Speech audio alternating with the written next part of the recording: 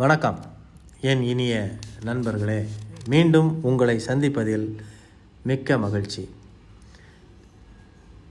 கிழமைகளுடைய ஆற்றலை பற்றி நம்ம பேசிட்டு வரக்கூடிய இந்த வீடியோ பதிவில் இந்த வீடியோவில் நான் செவ்வாய்க்கிழமையோட காரகத்துவம், அதனுடைய ஆற்றல், என்ன செய்யலாம் என்ன செய்யக்கூடாதுன்னு இந்த வீடியோ பதிவில் நான் விளக்குறேன். செவ்வாய் என்றாலே அகங்காரகன், நம்ம முருகனை குறிக்கும். அதனால தான் பழனி ஆண்டவனை செவ்வாய்க்கிழமைகளில் வழிபடுவது மிகுந்த சிறப்பான ஆற்றலை தரும்னு சொல்லியிருக்காங்க. அதே மாதிரி நம்ம எல்லாத்துக்கும் தெரியும், செவ்வாய்க்கிழமைகளில் கண்டிப்பாக நாம் தவிர்க்க வேண்டிய விஷயம் என்னென்னா, முடி வெட்டுதல் கூடாது. ஏன் முடி வெட்டுதல் கூடாது? எதனால் செவ்வாய்க்கிழமைகளில் சலூன்லாம் விடுமுறை கொடுத்துருக்காங்க நம்ம ஊர்களில் அப்படின்னா, செவ்வாய்ங்கிறது இரத்தம், செவ்வாய்ங்கிறது ஆயுதம். நம்ம சருமத்தில் அவங்க செவ்வாய்க்கிழமைகளில் முடி வெட்டி இல்லை முக சவரம் செய்யும்போது நம்ம சவரங்களில், நம்ம சருமங்களில் இரத்த காயங்கள் ஏற்படக்கூடிய சூழ்நிலை உருவாயிரும். அது ஏதோ ஒரு வகையில் கூட அது ஒரு தழும்பு உருவாயிரும். இதை அவாய்ட் பண்ணுறதுக்காக தான் நம்ம முன்னோர்கள் அந்த நாட்களில் முடி வெட்டக்கூடாது, முக சவரம் செய்யக்கூடாதுன்னு சொல்லியிருக்காங்க. அடுத்து என்ன செய்யலாம் அப்படின்னு பார்த்தா, பூமி வாங்கலாம், பூமி பூஜை போடலாம். இந்த நாட்களில் பூமி நிலம் வாங்கும்போது அது அவர்களுக்கு ரெட்டிப்பு லாபத்தை தரும். அதை விட முக்கியமான ஒரு விஷயம், செவ்வாய்க்கிழமைகளில் சரியாக 12 to 1:30 மணி அளவில், அதாவது கரெக்டாக 12:45க்கு நீங்கள் தங்கம் வாங்கினால் அந்த தங்கம் உங்களிடம் மிக அதிக அளவில் வந்து சேரும். தங்கம் இரட்டிப்பாகும். இதை நீங்கள் வாழ்க்கையில் செய்து பாருங்கள். எனது நண்பர்களுக்கு இதை சொல்லி செய்து அவங்க பயனடைஞ்சிருக்காங்க.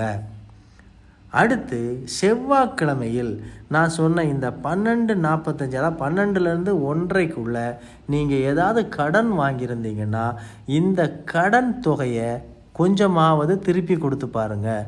அப்படி நீங்கள் திருப்பி கொடுக்கும்போது அந்த கடன் தொகை கொஞ்சம் கொஞ்சமாக அடைப்பட்டு நீங்கள் அந்த கடத்திலிருந்து முழுவதுமாக வெளியே வந்துடுவீங்க.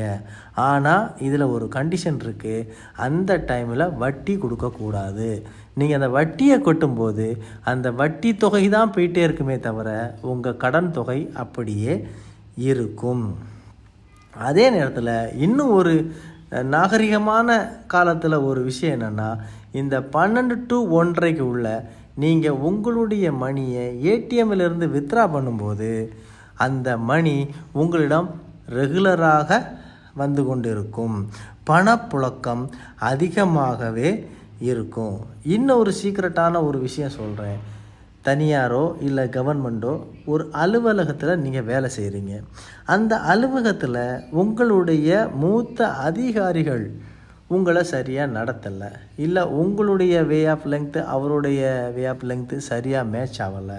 ஸோ 2 பேருக்கும் ஒரு நார்மலான ஒரு சூழ்நிலை உருவாகலைன்னா அது உங்களுடைய தவறாக இருந்தாலும் சரி, இல்லை அவருடைய காழ்ப்புணர்ச்சியாக இருந்தாலும் சரி, நீங்கள் முதல்ல உங்களுடைய தவறை திருத்திக்கிட்டு அதே சமயத்தில் அதாவது செவ்வாய்க்கிழமை இந்த 12லேருந்து 1:30க்கு உள்ள வாராகி அம்மனை மனப்பூர்வமாக நீங்கள் வழிபட்டு வந்தீங்கன்னா அந்த அலுவலகங்களில் இருந்த கௌரவ பிரச்சனை, காழ்ப்புணர்ச்சி பிரச்சனை, பழிவாங்கும் பிரச்சனை எல்லாமே விட்டு விலகி உங்களுக்கு அங்கே ஒரு சுபுகமான ஒரு வேலை நடக்கிறதுக்கான வாய்ப்புகளை அது உருவாக்கி கொடுக்கும். அதே நேரத்தில் பெண்களுக்கு நான் சொல்லக்கூடிய ஒரு மிக சீக்ரெட்டான ஒரு விஷயம் என்னென்னா, செவ்வாய்க்கிழமைகளில் நீங்கள் மருதாணி வச்சுட்டு வந்தீங்க அப்படின்னா உங்களுடைய கணவர் உங்கள் மேல் மிக அதிகமான பிரியம் காட்டுவார். உங்களுக்கு மேல் அதிகமான அன்பை அவர் காட்டுவார். இது ஒரு விவாகரத்து போகிற சுச்சுவேஷனில் இருக்கிற சூழ்நிலையில் கூட அந்த மனமுறிவு ஏற்படாமல் அவங்களுடைய வாழ்க்கை சுகமமாக மிக ஒற்றுமையாக மாறும். இது அந்த மருதாணிக்கு உண்டு. அந்த மருதாணியை நீங்கள் செவ்வாய்க்கிழமை நான் சொல்கிற இதே அந்த டைமில் நீங்கள் உங்கள் உள்ளங்கையில் வச்சுட்டு வரும்போது உங்கள் கையில் வச்சுட்டு, நான் சொல்கிறது மருதாணியை இலையை அரைத்து வைக்கிறது. கோனை நான் சொல்லலை. கோனுங்கிறது கெமிக்கல், அது ராகுவை குறிக்கும்.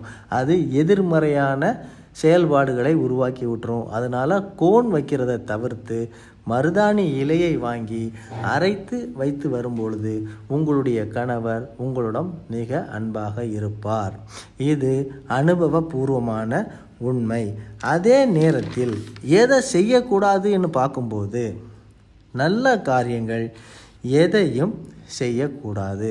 நல்ல காரியங்கள்னால் நீங்கள் உங்கள் குடும்ப உறவுகளை கூப்பிட்டு ஒரு விருந்து வைக்கிறது, இந்த மறுவீடு, இந்த மாதிரி விஷயங்கள்லாம் நம்ம கலாச்சாரத்தில் இருக்குது. இதை நீங்கள் செவ்வாய்க்கிழமை செய்தீங்கன்னா அந்த விருந்து யாருக்கு நீங்கள் கொடுக்குறீங்களோ அவங்களே உங்களுக்கு எதிரி ஆகிற ஒரு சூழல் உருவாகிறோம். அதனால் அந்த செவ்வாய்க்கிழமைகளில் உறவுகள் ஒன்று சேர்ந்து வைக்கிற எந்த ஒரு விசேஷங்களையும் நீங்கள் செய்யக்கூடாது. மீண்டும் சந்திக்கிறேன். நன்றி, வணக்கம்.